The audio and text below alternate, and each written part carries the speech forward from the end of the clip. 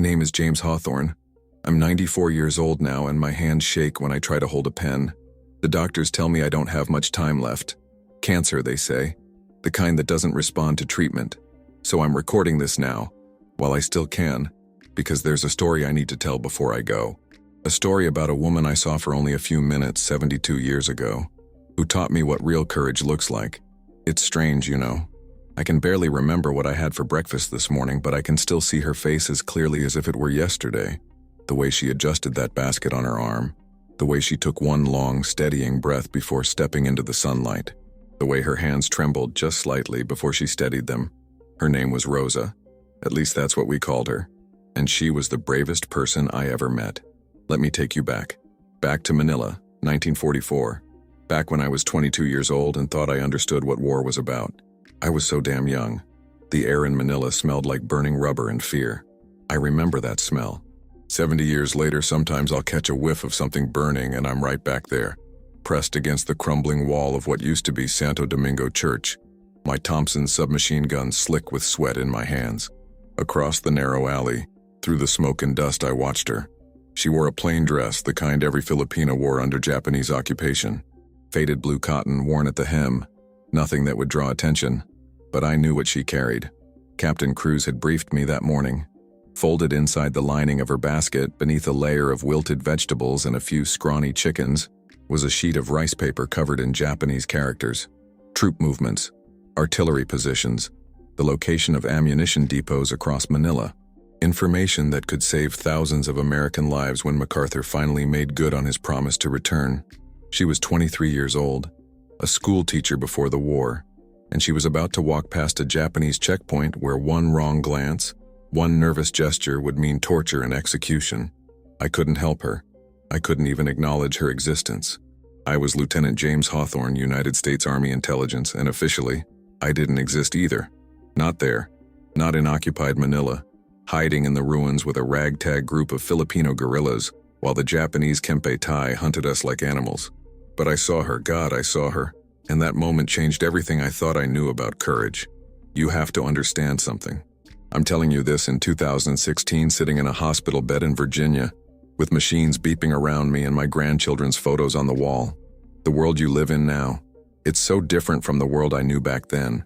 You have smartphones, the internet. You can talk to anyone anywhere in the world instantly. Back then we had nothing. No communication, no backup. Just people risking everything, trusting each other with their lives. And dying. So many of them dying. I need to tell you how I got there. How a kid from Ohio ended up in the ruins of Manila, watching a school teacher risk her life for intelligence that would help win a war. I'd arrived in the Philippines 6 weeks earlier, paddled ashore from a submarine in the dead of night on a beach north of Manila Bay. The sand was black volcanic glass that cut through my boots. I can still feel it sometimes. That sensation, like walking on broken bottles. The jungle behind the beach was so thick I could barely see 5 feet ahead. Everything was wet. Everything smelled like rot and vegetation. And every sound made me think a Japanese patrol was about to put a bullet in my head. Commander Parsons, my CO back in Brisbane, had briefed me with his usual gruff efficiency. I can still hear his voice even now. Funny how some things stick with you. The guerrillas need coordination, he'd said, stabbing a finger at a map of Luzon. They're brave as hell, but they're scattered. Different groups, different leaders, no unified intelligence network. MacArthur's coming back, Hawthorne. Maybe 6 months, maybe less. When he does, we need to know where every Jap division, every artillery battery, every supply dump is located. That's your job. Get in, link up with the resistance, build a network, get us intel. And for God's sake, don't get caught. Don't get caught. Easy to say when you're sitting in an air-conditioned office in Australia. I made it, though. Somehow. I linked up with a guerrilla unit led by a former Philippine Army captain named Alejandro Cruz. Captain Cruz. Now there was a man. Lean and hard, with eyes that had seen too much death. He'd been fighting the Japanese since Bataan fell in 1942, keeping his men alive on stolen rice and captured ammunition, hitting supply convoys and melting back into the jungle before the enemy could react. He died in 1987. I went to his funeral. Wore my old uniform even though it didn't fit anymore. His grandchildren asked me what he was like during the war. I told them he was the bravest man I ever knew. But that wasn't quite true. Rosa was braver. "You want intelligence, Lieutenant?" Cruz had asked me in perfect English, learned at the University of Santo Tomas before the war. "Then you need to understand how we work. We don't have radios. We don't have code books. We have people. Ordinary people who risk their lives every single day to tell us what the Japanese are doing. Farmers who count trucks on the roads. Market vendors who overhear officers talking.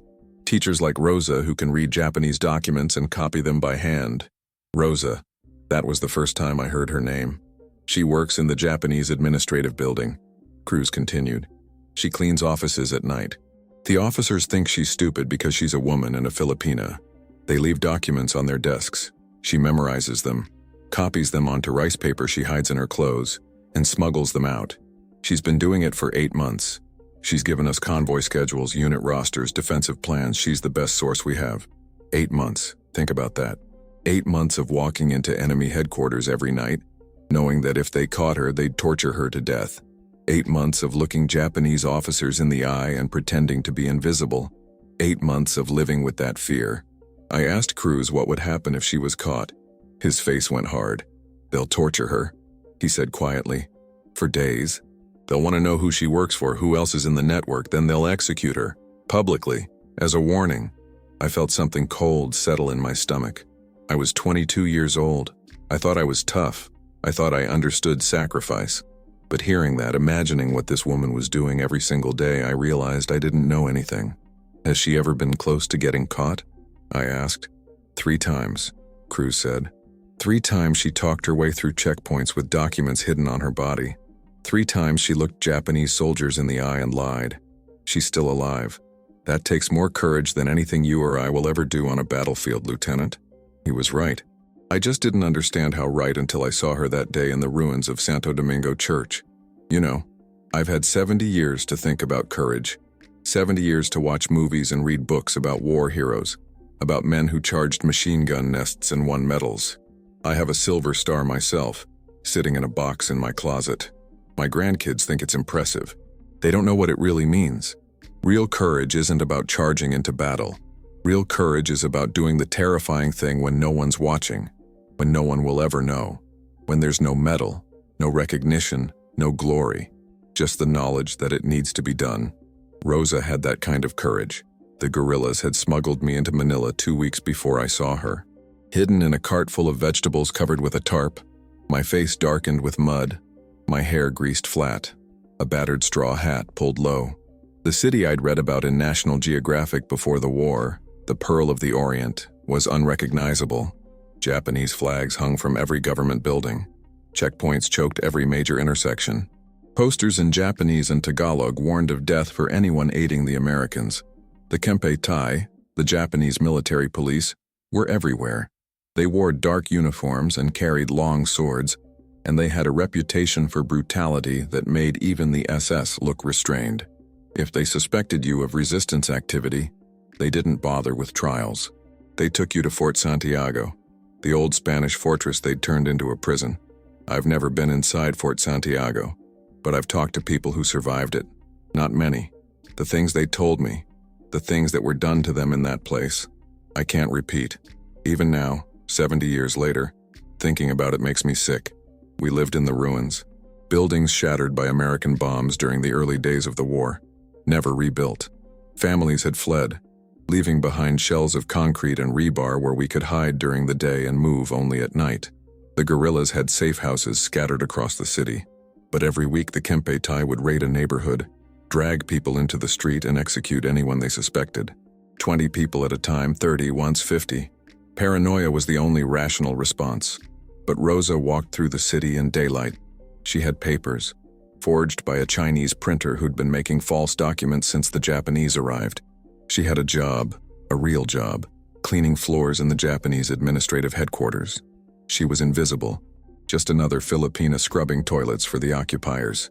No one looked at her twice, except me, because Cruz had sent me to observe the handoff, to see how the network operated, to understand the risks these people took every single day. I watched her approach the checkpoint. The Japanese soldiers barely glanced up. One of them, a corporal with a cigarette dangling from his lips, waved her forward. She bowed slightly, the way all Filipinos had learned to do under occupation, and held out her papers. He took them, studied them. My heart was pounding so hard I thought it might burst through my chest. I was young then, but even now, even at 94 with a failing heart, I can feel that same pounding when I think about it. The papers were good, but they weren't perfect. If he looked too closely, if he noticed the smudged seal or the slightly wrong date format, he'd call for an officer. And then it would be over. Rosa stood perfectly still. Her face showed nothing.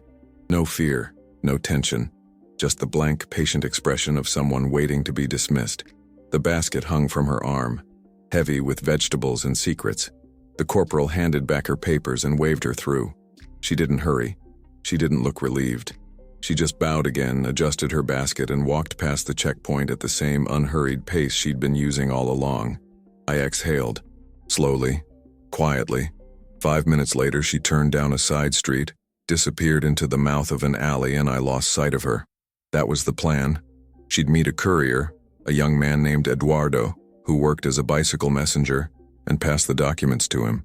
He'd carry them out of the city, hidden in the frame of his bicycle, and deliver them to Captain Cruz's camp in the hills. By tomorrow morning, I'd be reading Japanese troop dispositions and writing coded reports for the submarine that would extract them in 2 weeks. But that's not what happened. I heard the shout first. Sharp, angry, Japanese. Then I heard the sound of boots running, the metallic clatter of rifles being unslung. I pressed myself tighter against the wall, my finger sliding to the trigger of my Thompson. Across the alley, another guerrilla, a wiry teenager named Paolo, glanced at me with wide, terrified eyes. Something had gone wrong. I moved carefully, staying low, edging toward the corner where I could see the street. My stomach dropped. Eduardo was on the ground, his bicycle overturned beside him. 2 Japanese soldiers stood over him, shouting, kicking him in the ribs. A third soldier, an officer, judging by his sword, was opening the frame of the bicycle, pulling out a piece of rice paper. Rosa's intelligence, the documents she'd risked her life to steal, now in enemy hands. The officer unfolded the paper, studied it, and his face went cold. He barked an order. One of the soldiers grabbed Eduardo by the hair, dragged him upright, and pressed a pistol to his head. They were going to execute him, right there, in the street. And then they'd start asking questions. Who gave you this? Where is she? Who else is involved? Eduardo wouldn't talk, not at first. But the Kempe tie had ways of making people talk. Everyone broke eventually. And when Eduardo broke, he'd give them Rosa, and Rosa would give them Cruz, and Cruz would give them me. The entire network would collapse. I had to do something. I've thought about this moment every single day for 72 years. Every single day. I've asked myself 1,000 times if I made the right choice. I've woken up at 3 in the morning, my wife shaking me awake because I was shouting in my sleep. I've gone to church and confessed it to priests who didn't understand. I've carried this weight my entire life. But in that moment, I didn't have time to think. I just acted. I looked at Paolo.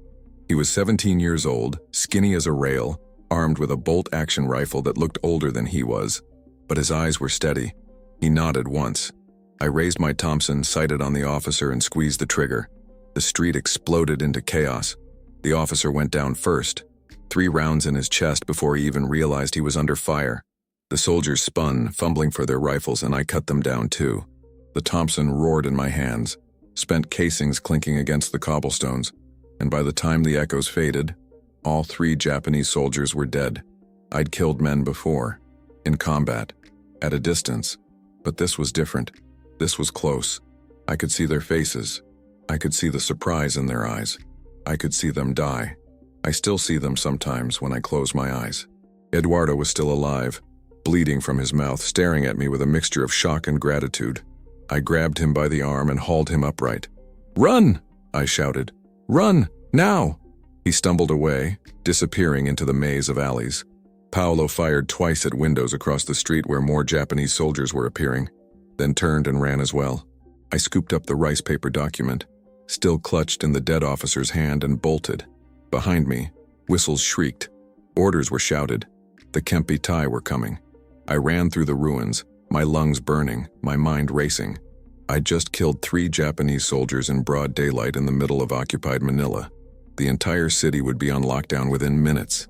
Checkpoints would double. Patrols would sweep every street, and they'd be looking for me. But I still had the document, the intelligence Rosa had risked everything to steal, and I had to get it to Cruz. The next 3 hours were the longest of my life. Even now, even with everything I've lived through since then, those 3 hours stand out. I crawled through sewers that smelled like death.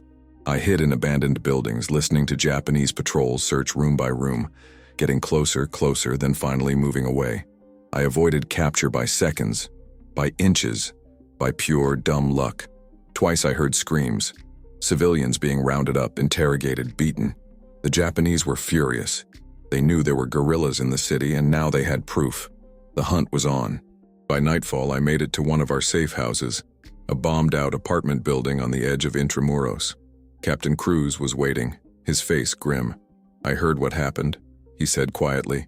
"The Japanese executed 20 people in retaliation. They burned down an entire block. They're saying they'll kill 10 civilians for every soldier we kill. 20 people. 20 innocent people. Because of what I did. Because I pulled that trigger, I felt sick. I had to," I said. "They had Eduardo. They had the documents. If they'd interrogated him..." "I know," Cruz said. His voice was gentle. "You made the right call. But there are consequences. There are always consequences." He was right. There are always consequences. I've lived with them every day since. I handed him the rice paper.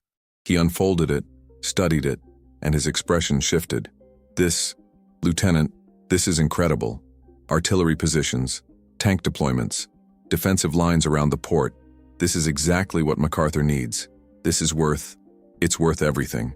Worth everything, including 20 innocent lives. Including Eduardo's torture because they caught him 2 days later and he died in Fort Santiago after a week of interrogation. Including Rosa. Is she safe?" I asked. "Rosa, is she safe?" Cruz didn't answer immediately. When he did, his voice was heavy. "She made the handoff before Eduardo was caught. She's back at her apartment. But the Kempe Tai will be watching everyone now. If they connect Eduardo to her..." He didn't finish the sentence, he didn't need to. 3 days later I learned that Rosa had been arrested. A Filipino informant, someone paid by the Kempe Tai to report suspicious activity, had seen her near the checkpoint around the time of the shootings. They'd taken her to Fort Santiago for questioning. Captain Cruz sent scouts to watch the fortress, hoping for a chance to break her out, but we all knew it was hopeless. Fort Santiago was impregnable.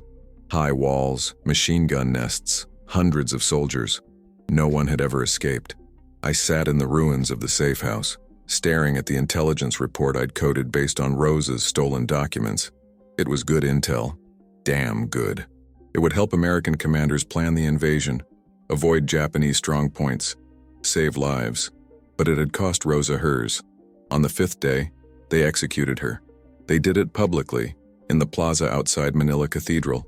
They made her kneel, read out charges in Japanese and Tagalog, espionage, treason against the Greater East Asia Co-Prosperity Sphere, and then a Kempe Tai officer drew his sword. Captain Cruz told me about it. His voice was so quiet I could barely hear him. "She didn't scream," he said. "She didn't beg. She didn't break. She just knelt there. And at the end she looked up at the sky and smiled, like she was at peace. I wanted to vomit. I wanted to scream. I wanted to go back in time and never fire that shot. Never start the chain of events that led to her death. But I couldn't. All I could do was sit there, in the ruins of a city that used to be beautiful, and feel the weight of what courage really cost. I'm 94 years old now. I've lived a long life. I came home after the war, went to college on the GI Bill, became an engineer. I married a wonderful woman named Dorothy. We had 3 children, 7 grandchildren, 4 great-grandchildren. I've had a good life, a blessed life, but I've never forgiven myself for Rosa. 2 weeks after her execution, a submarine picked me up from the same black sand beach where I'd arrived. I carried with me 6 months' worth of intelligence, troop movements, supply routes, defensive plans, all gathered by people like Rosa, people whose names I'd never know, people who died so that others might live.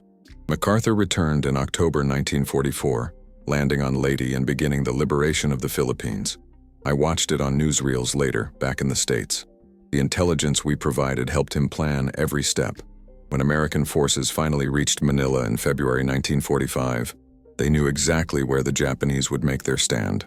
They knew which bridges were mined, which buildings were fortified, which roads were safe. Thousands of American lives were saved because of that knowledge. But the Battle of Manila was brutal. The Japanese refused to surrender. They fought block by block, building by building, turning the city into rubble. By the time it was over, 100,000 Filipino civilians were dead. Manila, the Pearl of the Orient, was destroyed. The second most devastated Allied city in World War II after Warsaw. I went back in 1946, after everything was over. I walked through the ruins, past the burned-out shell of Santo Domingo Church, past the plaza where Rosa had been executed. I found the spot where I'd crouched in the shadows, watching her walk toward that checkpoint with death hidden in her basket. The walls were still pocked with bullet holes. Bloodstains, long since turned brown, marked the cobblestones where I'd killed those 3 soldiers. I stood there for a long time thinking about courage. Real courage. Not the kind you see in movies where heroes charge machine gun nests and win medals. I have medals. They're in a box in my closet. They don't mean anything, but the quiet kind of courage.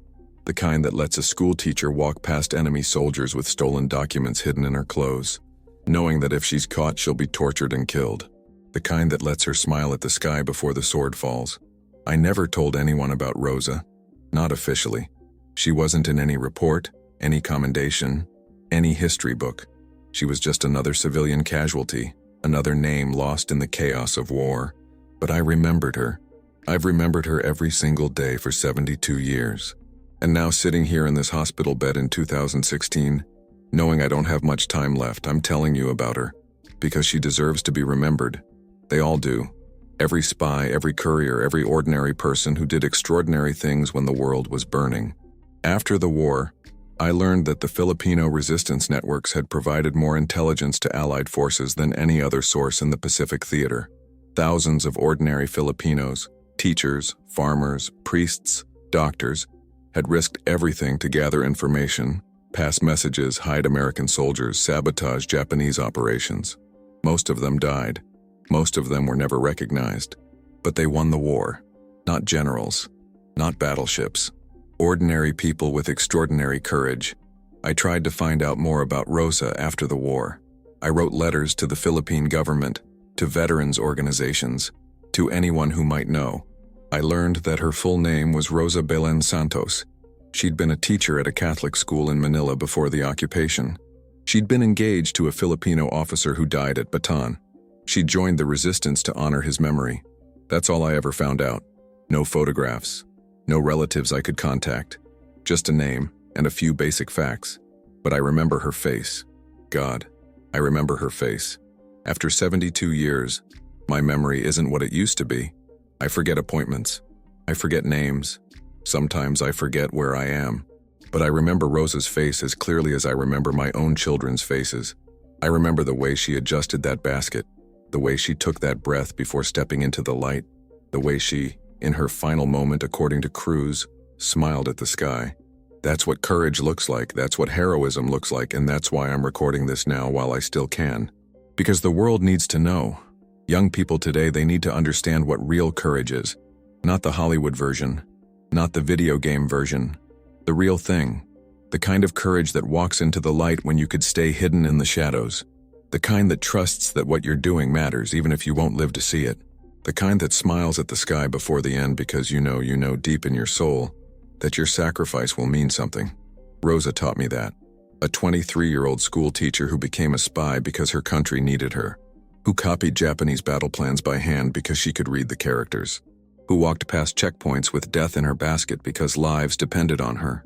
Who smiled at the sky before she died because she knew her sacrifice mattered. I saw a spy pass secret orders 72 years ago.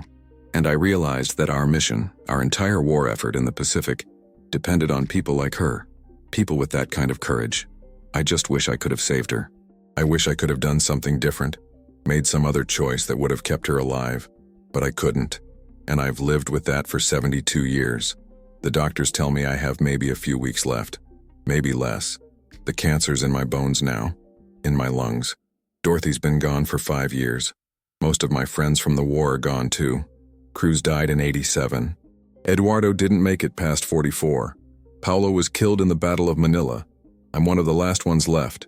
One of the last people who remembers what really happened, who saw the courage of ordinary people doing extraordinary things. So I'm telling this story now. For Rosa, for Eduardo, for Paulo, for Captain Cruz, for all the thousands of Filipinos who died fighting for their country and for ours. And for you, whoever's watching this. So you'll know. So you'll remember. Because Rosa gave her life so that others could live.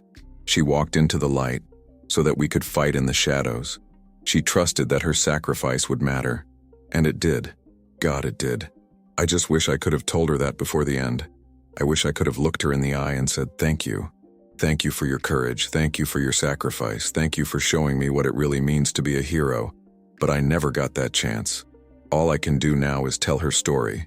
Make sure people remember. Make sure her sacrifice wasn't forgotten. My name is James Hawthorne. I'm 94 years old. I don't have much time left. But before I go, I needed you to know about Rosa Belen Santos, a schoolteacher from Manila who became a spy, who walked past enemy checkpoints with stolen intelligence hidden in her basket, who looked at the sky and smiled before the end. She was the bravest person I ever met, and I will carry her memory with me until my last breath. Remember her. Please remember all of them. They deserve that much.